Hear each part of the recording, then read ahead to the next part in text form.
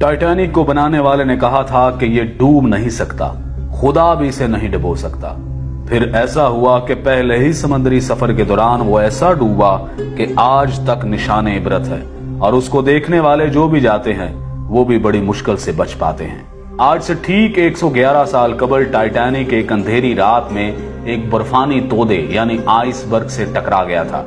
उस वक्त जहाज पर सवार ज्यादातर अफराद नींद की आगोश में थे। हादसे के वक्त टाइटैनिक 41 किलोमीटर फी घंटा की रफ्तार से इंग्लैंड के शहर साउथहैम्पटन से अमेरिका के शहर न्यूयॉर्क की तरफ जा रहा था, और सिर्फ 3 घंटे के अंदर 14 और 15 अप्रैल 1912 की दरमियानी रात टाइटैनिक बहरे ओकेयानूस में डूब गया। वो जहाज जिसके बारे में कहा जाता था कि वो कभी नहीं डूबेगा, न सिर्फ चंद घंटों में समंदर में गर्क हो गया, बल्कि इस हादसे में 1500 के करीब अफराद भी हलाक हुए। 111 साल बाद भी उसे सबसे बड़ा समंदरी हादसा समझा जाता है। सितंबर 1985 में इस जहाज की बाकियात को बहरा ओकेयानूस में जाए हादसे से हटा दिया गया था। हादसे के बाद यह बहरी जहाज कनाडा से 650 किलोमीटर के फासले पर 3843 मीटर की गहराई में 2 हिस्सों में बट गया, और दोनों हिस्से एक दूसरे से 800 मीटर के फासले पर पड़े थे। 111 साल गुजरने के बाद भी इस हादसे के बारे में मुआम्मे मौजूद हैं।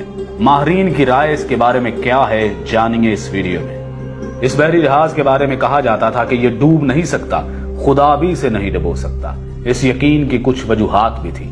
Federal university of Rio de Janeiro के शोबा बहरिया और ओशन इंजीनियरिंग के प्रोफेसर और इंजीनियर अलेक्जेंडर डी पेन्हो अल्हो कहते हैं कि इंजीनियरिंग के लिहाज से यह डिजाइन की बुनियाद पर तैयार करदा पहला बहरी जहाज था। कई वाटर टाइट कंपार्टमेंट्स बनाए गए थे, यानी जहाज का एक कमरा पानी से भर भी जाए तो दूसरे कमरे को गर्क नहीं कर सकता था। वो बताते हैं कि इस जहाज की तैयारी के दौरान कुछ मुश्किलात पेश आई थी, जैसा कि जहाज की ऊंचाई कितनी रखी जाएगी ताकि बिजली की तारें और पानी के पाइप ठीक से काम कर सके। इस पर बहुत सोच विचार की गई थी। प्रोफेसर अल्हो के मुताबिक इस पर गौर करने के बाद उस वक्त के इंजीनियर्स ने जहाज की ऊंचाई का तयन किया। यहां तक कि सैलाब की सूरत में उन्होंने अंदाजा लगाया कि पानी छत की ऊंचाई तक नहीं पहुंचेगा। उन्होंने छत पर महफूज कंपार्टमेंट भी बनाए थे, लेकिन तब किसी ने बर्फ के तोदे से जबरदस्त टकराव का सोचा भी नहीं होगा। माहरीन का कहना है कि तसादुम इतना जोरदार था कि जहाज की मेन बॉडी में जहाज की निसफ लंबाई तक सुराख हो गया था। ऐसी हालत में पानी डेक तक पहुंच गया था। जहाज पानी से भरने लगा था। ऐसी सूरत हाल में रेस्क्यू मुमकिन नहीं होता। आप पानी को निकालने के लिए जहाज में मौजूद तमाम पंप्स चालू कर सकते हैं, आप सब कुछ आजमा सकते हैं, लेकिन जिस रफ्तार से पानी अंदर आ रहा होता है उसी रफ्तार से उसे वापस बाहर नहीं फेंका जा सकता। एक जबरदस्त तसादुम के बाद जहाज की साख में तब्दीली आई और दरवाजे बंद नहीं हो रहे थे, वो भंस गए थे। टाइटैनिक को इस दौर में भी खालस स्टील से बनाया गया था, लेकिन उस वक्त का स्टील ऐसा नहीं था, आज की फौलाद की तरह मजबूत नहीं था। बड़े हादसों के बाद इसकी वजूहात में इंसानी गलतियां हमेशा पाई जाती हैं। माहरीन के मुताबिक आइसबर्ग से भरे खित्तों से गुजरने में मुश्किलात के बावजूद इस पर सफर को तेजी से मुकम्मल करने का शदीद दबाव था। दरअसल ये दबाव ब्लू बैंड हासिल करने के लिए था। 1839 में शुरू होने वाला ये एजाज बहरा ओकेयानूस को अबूर करने वाले तेज तरीन जहाज को दिया जाता था। टाइटैनिक को इस एजाज का सबसे मजबूत दावेदार समझा जाता था। इस वक्त दुनिया की बड़ी कंपनियों के दरमियान जहाज बनाने का मुकाबला था। उस वक्त इंग्लैंड और जर्मनी के दरमियान मुकाबला था कि सबसे बड़े और तेज तरीन जहाज कौन बनाएगा।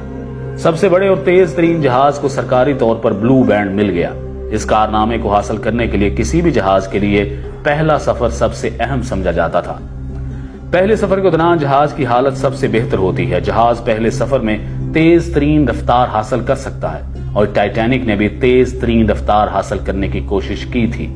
बच जाने वाले लोगों में से बहुत से लोगों ने बताया था कि जहाज के कप्तान को इर्द गिर्द के इलाके में बर्फ के तोदों के बारे में इतला दी गई थी, लेकिन उसने जहाज की रफ्तार कम नहीं की, क्योंकि वो तेज रफ्तारी से बहरे ओकेयानूस को अबूर करके ब्लू बैंड हासिल करना चाहता था। लेकिन यही तेज रफ्तारी और गरूर और तकब्बुर और खुदा को चैलेंज इस जहाज को डुबोने का सबब बने।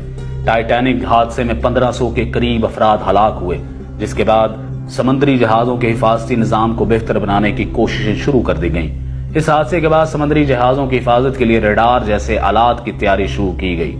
टाइटैनिक के हादसे में बहुत से लोग इसलिए मारे गए कि उनके पास लाइफ बोट्स नहीं थी, और टाइटैनिक में लाइफ बोट्स इसलिए भी कम थी क्योंकि उनका दावा था कि ये जहाज कभी नहीं डूब सकता। इस यकीन की वजह से जहाज में सिर्फ आधी लाइफ बोट्स रखी गई थी। यह हादसा समुद्री जहाजों की हिफाजत के हवाले से एक अहम संग-ए-मील साबित हुआ। समुद्री जहाजों की हिफाजत के लिए इदारा जाती फ्रेमवर्क बनाया गया। तामीर के दौरान हिफाजती पैरामीटर्स का ख्याल रखा गया। उसे मुसलसल बेहतर बनाने के मंसूबे पर काम किया गया। आज के दौर में रडार बर्फ के तोदों को बहुत पहले पता लगा लेते हैं।